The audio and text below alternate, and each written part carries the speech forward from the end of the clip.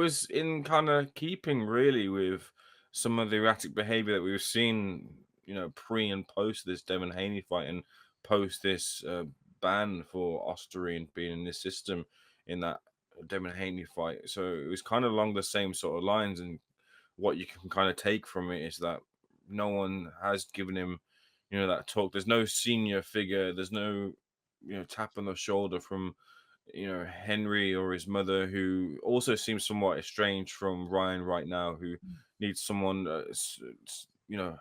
not a yes person to be in his camper in his corner when the cameras aren't rolling because the cameras are rolling very often. But in those moments, it doesn't seem like anyone is kind of telling him, what, cut the cameras for now and go get yourself on the right track here by whatever means necessary, whether it's professional help or just some time away to detox away from it. It seems like that's now happening. Whether he's taking rehab seriously, which is saying that he's on the way to, or not, is another thing. But it's his comments were deplorable. They can only be condemned. They can't be condoned here, and it's really disappointing as well too for someone who has a platform to not think more about what they're going to say and the ramifications of it as well.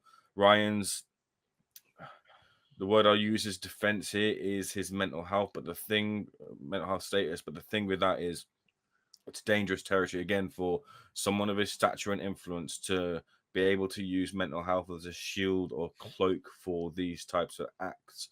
So he's really got to be responsible for, what his problems are.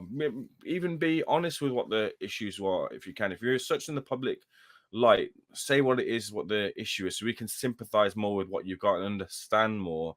And then it becomes more of a an open issue, and we can relate to it a little bit more. So I know that obviously opens the door even wider, but it just allows more context for a situation where, when you look at it as it is, you can only turn against Ryan really for what he's saying.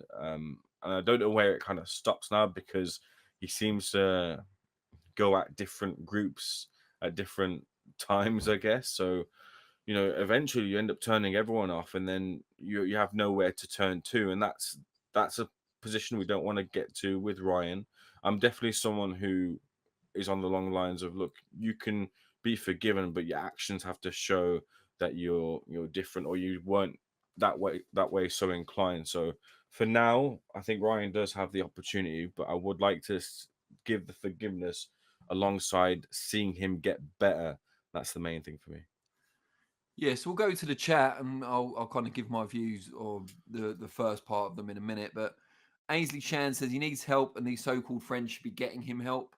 Michael Rowley, he definitely needs help. I feel sorry for him. Hope he gets better. I think it's possible.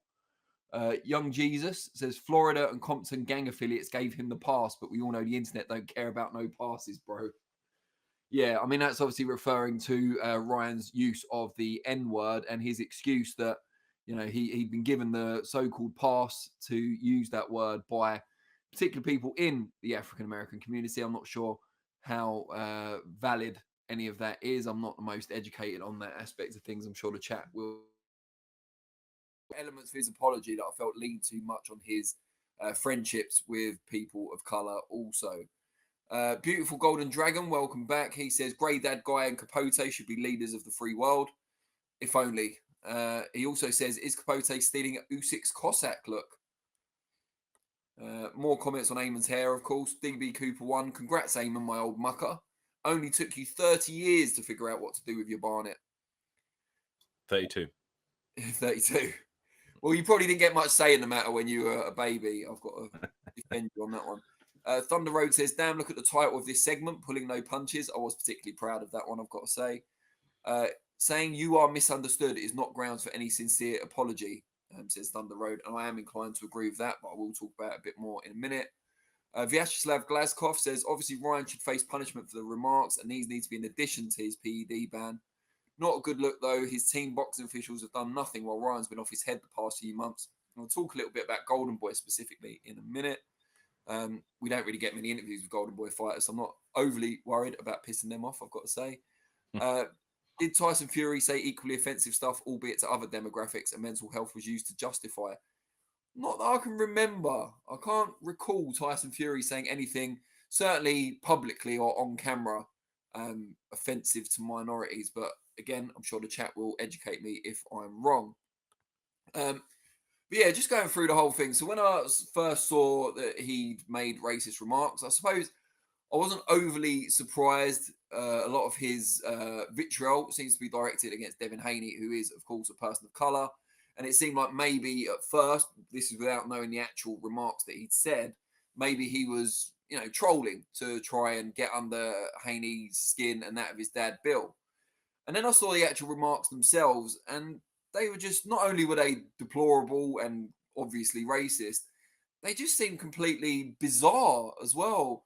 The comments about he was allowed to say the N word and why. The George Floyd stuff was obviously the real bottom of the barrel stuff. For people that don't know, it's horrible to even repeat it, but I think it's fair that people know exactly what he said.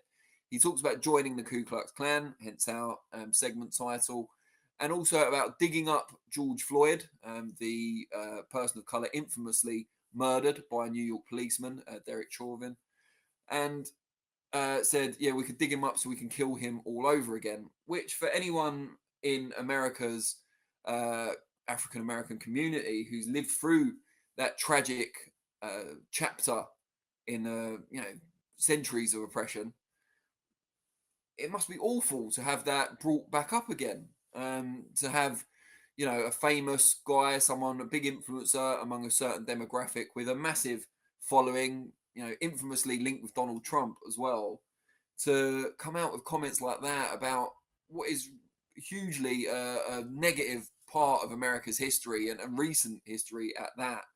Just awful, plumbing those depths, whether he's doing it to troll or he genuinely has those racist views in him. I don't think there's any excuse for it, and mental health certainly isn't, because I think that serves to belittle the people that are suffering genuinely from mental health out there. And I'm not saying Ryan's not, but I'm saying poor mental health can't be used to justify everything you say and the impact that it has on people. In this country, we have laws against, for example, inciting racial hatred. And for someone of Ryan's following and the platforms that he continues to enjoy, and, you can judge people for giving him that platform also, and I do, there's a big issue there.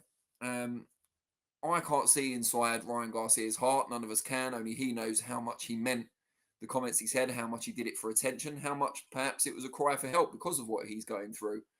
But someone mentioned about the people around him and the promoters and so on. At least 12 hours after the comments from Garcia became public, and we pointed this out on our video, our news breaking video about it, Golden Boy, his promoters, still had their pinned tweet as being Garcia standing over Devin Haney at the end of their fight, talking about how they proved everyone wrong. So they were still, in effect, celebrating Ryan Garcia. And this was at a time when, even given the time zone difference, someone really should have had their head screwed on, been aware of what was going on at Golden Boy, and changed that pin tweet and put out a statement a lot quicker than they did. I know they've since condemned Garcia's comments, said that they're an open, like a broad church, they're there for people with any background, and also that, they're there to help him, they'll give him all the help he needs. But why has it taken this for Golden Boy to consider that and to say it publicly? He's needed help from a long time ago, before the Devin Haney fight, certainly after the failed drug test, and even more so after he started doing stand-up comedy, if you can call it that, and so on. He's needed help for a long time. Now, as Eamon pointed out, he's estranged from his parents. They've put out their own statement, which I think a lot of people would sympathise with. I think his dad tried to give a statement to a journalist, was it last week? And Ryan quickly shouted it down, said he was with his dad in person. None of it was true. So I've really sympathised with them as well, because they clearly want to help their son and they're being shut out. But for people that are in a position to help him, people that he will answer the phone to, like Golden Boy, who are his paymasters and who he had to pay back, $1 million of his purse from the Haney fight to after testing positive for Osterine and getting sanctioned by the New York State Athletic Commission. They're the people in a position where they can help him. Why are they waiting? Why are they waiting for racist remarks to come out? Now it looks bad on them in the public eye, or worse than it already did. Now their arms are open, ready to offer him a consoling hug. It's ridiculous. If what he needs is mental health support or rehab or both, make sure he does it. You know, I get that he's a grown man, but there's certain things that can be done, I'm sure, even under the American kind of convoluted legal system, where it can be taken out of his hands. If he's very publicly having a breakdown, which a lot of people, particularly his apologists, seem to suggest, then get him that help. Force him to have that help if you have to. He talks about going into rehab, and then he was tweeting on Saturday night while the boxing was going on, saying, "I missed rehab for this," or whatever it was. You know, I mean, you can question his judgment even further because it wasn't a great card. But jokes aside, like, come on, you know, you've got to be in rehab. You can't blame mental health struggles or alcohol, substance abuse, which I know he did in his apology, if we call it that, and then not do anything about it, because people lose sympathy, if they've even got any left at this point, very, very quickly. I didn't like the fact that in his apology he talked about how he always had time for black people when he was coming up and when he was younger. It indicates that he doesn't have time for any of them now. But B, more importantly, he's trying to use that as an excuse. You know, it always used to be the thing that people would mock when someone got outed for racism. Oh, some of my best friends are black. You know, and that's the tone of Ryan Garcia's apology. You know, well, I can't be racist because, you know, I love Muslims, I love black people, because should point out, he did offend Muslims also with some of his remarks specifically, not just people of color. So I don't think his apology cuts it, not even close. I don't think mental health can be used as a coverall excuse or a panacea in this situation.